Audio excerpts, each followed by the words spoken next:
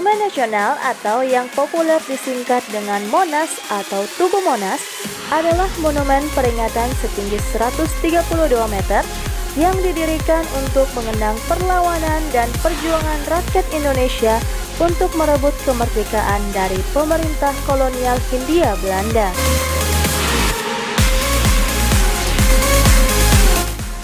Pembangunan Tugu Monas bertujuan mengenang dan melestarikan perjuangan bangsa Indonesia pada masa Revolusi Kemerdekaan 1945 agar terus membangkitkan inspirasi dan semangat patriotisme generasi penerus bangsa.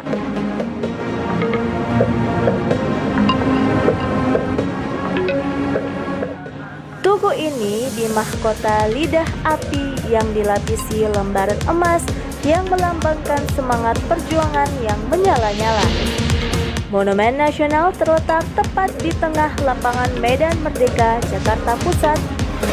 Medan Merdeka atau Lapangan Merdeka dikelilingi berbagai kantor dan bangunan penting seperti Istana Merdeka dan Istana Negara, Mahkamah Agung, serta berbagai kantor kementerian negara. Pada masa kolonial Belanda, lapangan ini disebut Koningsplein yang artinya lapangan raja. Pembangunan monumen ini dimulai pada tanggal 17 Agustus 1961 di bawah perintah Presiden Soekarno dan dibuka untuk umum pada tanggal 12 Juli 1975.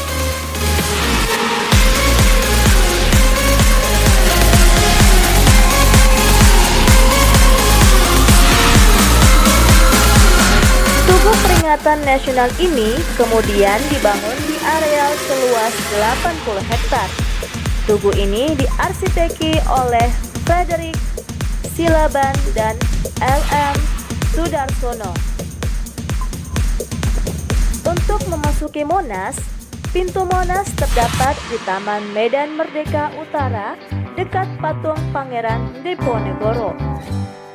Pintu masuk melalui terowongan bawah tanah yang berada 3 meter di bawah taman dan jalan silang Monas. Inilah pintu masuk pengunjung menuju Tugu Monas. Loket tiket berada di ujung tangga masuk terowongan.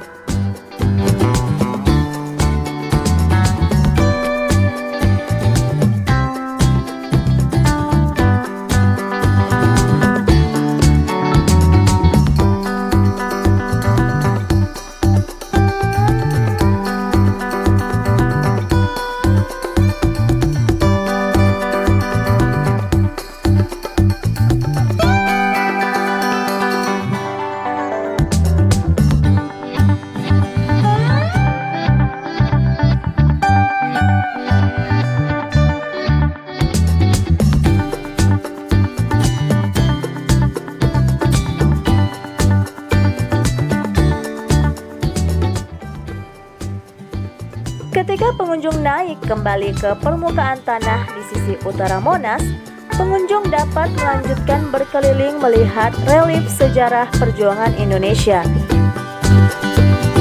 Masuk ke dalam Museum Sejarah Nasional melalui pintu di sudut timur laut atau langsung naik ke tengah menuju ruang kemerdekaan atau lift menuju pelataran puncak monumen. Museum Sejarah Nasional. Di bagian dasar monumen, pada kedalaman 3 meter di bawah permukaan tanah, terdapat Museum Sejarah Nasional Indonesia.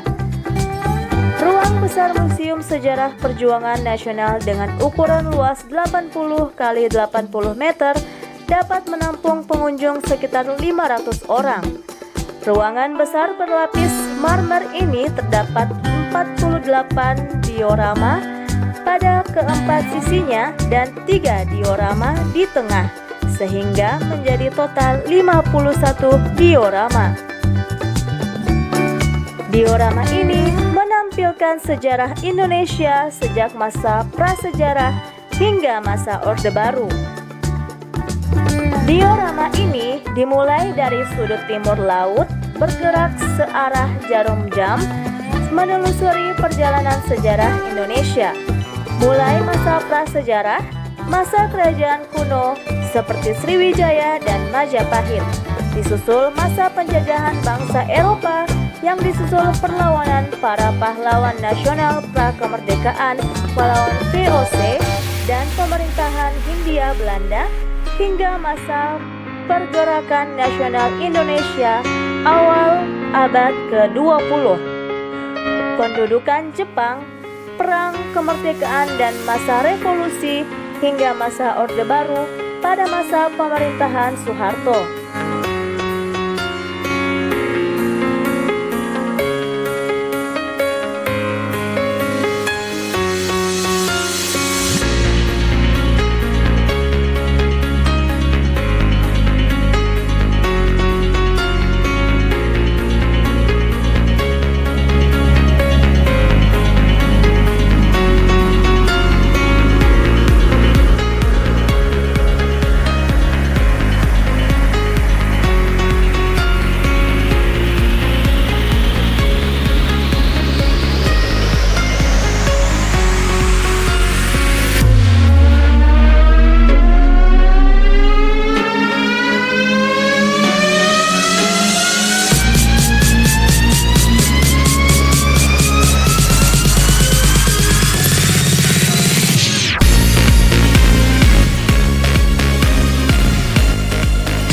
Monumen atau ruang kemerdekaan.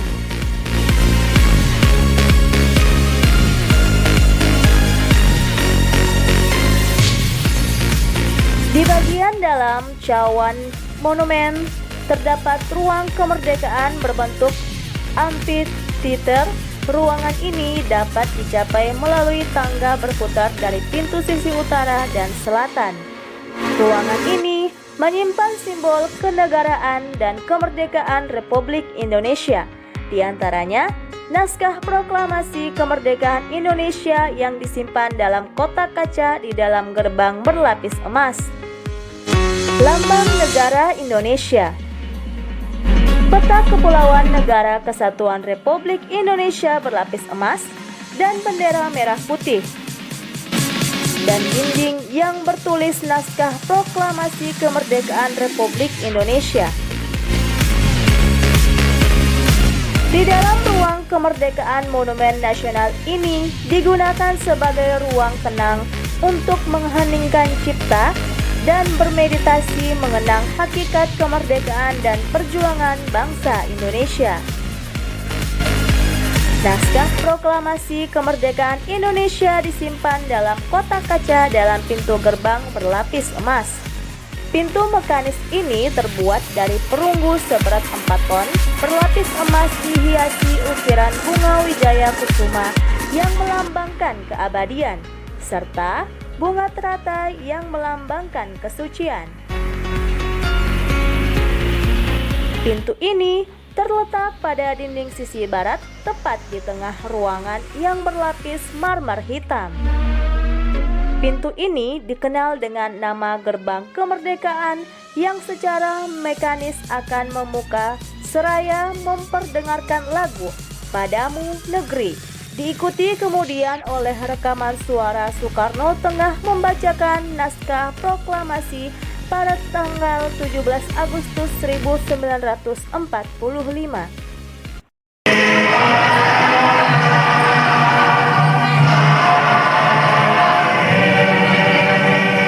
Proklamasi kami bangsa Indonesia tentu menyatakan kemerdekaan Indonesia. Hal-hal yang mengenai pemindahan kekuasaan dan lain-lain diselenggarakan dengan cara saksama dan dalam tempo yang sesingkat-singkatnya. Jakarta, 17 Agustus 1945, atas nama bangsa Indonesia, Soekarno Hatta.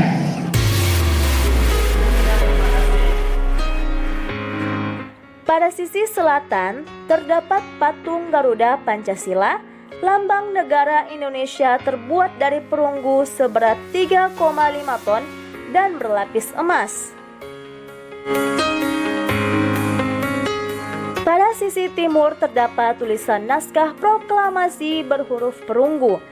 Seharusnya sisi ini menampilkan bendera yang paling suci dan dimuliakan sang saka merah putih, yang aslinya dikibarkan pada tanggal 17 Agustus 1945, akan tetapi karena kondisinya sudah semakin tua dan rapuh, bendera suci ini tidak dipamerkan. Sisi utara dinding marmer hitam ini menampilkan Kepulauan Nusantara berlapis emas, melambangkan lokasi Negara Kesatuan Republik Indonesia.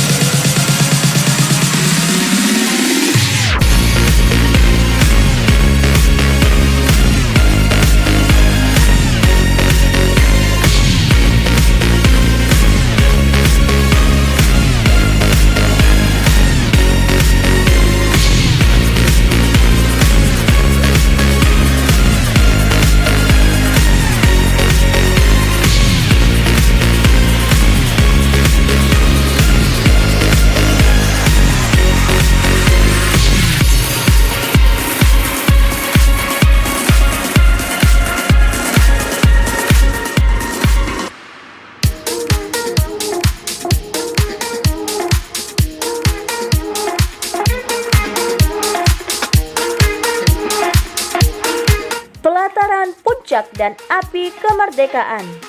Sebuah elevator atau lift pada pintu sisi selatan akan membawa pengunjung menuju pelataran puncak berukuran 11 x 11 meter di ketinggian 115 meter dari permukaan tanah. Lift ini berkapasitas 11 orang sekali angkut. Pelataran puncak ini dapat menampung sekitar 50 orang. Serta terdapat teropong untuk melihat panorama Jakarta lebih dekat. Pada sekeliling badan elevator terdapat tangga darurat yang terbuat dari besi. Dari pelataran puncak Tugu Monas, pengunjung dapat menikmati pemandangan seluruh penjuru kota Jakarta. Bila kondisi cuaca cerah tanpa asap kabut, di arah ke selatan terlihat dari kejauhan Gunung Salak di wilayah Kabupaten Bogor, Jawa Barat. Arah utara membentang laut lepas dengan pulau-pulau kecil. Di puncak Monas terdapat cawan yang menopang nyala lampu perunggu yang beratnya mencapai 14,5 ton dan dilapisi emas 35 kg. Lidah api atau obor ini berukuran tinggi 14 meter dan berdiameter 6 meter, terdiri dari 77 bagian yang disatukan. Lidah api ini sebagai simbol semangat perjuangan rakyat Indonesia yang ingin meraih kemerdekaan. Awalnya, nyala api perunggu ini dilapisi lembaran emas seberat 35 kg. Akan tetapi, untuk menyambut perayaan 50 tahun atau setengah abad kemerdekaan Indonesia pada tahun 1995, Lembaran emas ini dilapis ulang sehingga mencapai berat 50 kg lembaran emas. Puncak Tugu, api nan tak kunjung padam, yang bermakna agar bangsa Indonesia senantiasa memiliki semangat yang menyala-nyala dalam berjuang dan tidak pernah surut atau padam sepanjang masa. Sebanyak 28 dari 38 kg emas pada obor Monas tersebut merupakan sumbangan dari Tengku Markam, seorang pengusaha Aceh yang pernah menjadi salah satu orang terkaya di Indonesia. Pada tiap sudut halaman luar yang mengelilingi monumen terdapat relief yang menggambarkan sejarah Indonesia. Kolam di Taman Medan Merdeka Utara berukuran 25 x 25 meter dirancang sebagai bagian dari sistem pendingin udara sekaligus mempercantik penampilan Taman Monas. Di dekatnya terdapat kolam air mancur dan patung Pangeran Diponegoro yang sedang menunggang kudanya. Terbuat dari perunggu seberat 8 ton, patung itu dibuat oleh pemahat Italia, Profesor Cobarlato, sebagai sumbangan oleh Konsul Jenderal Kehormatan Dr. Mario di Indonesia.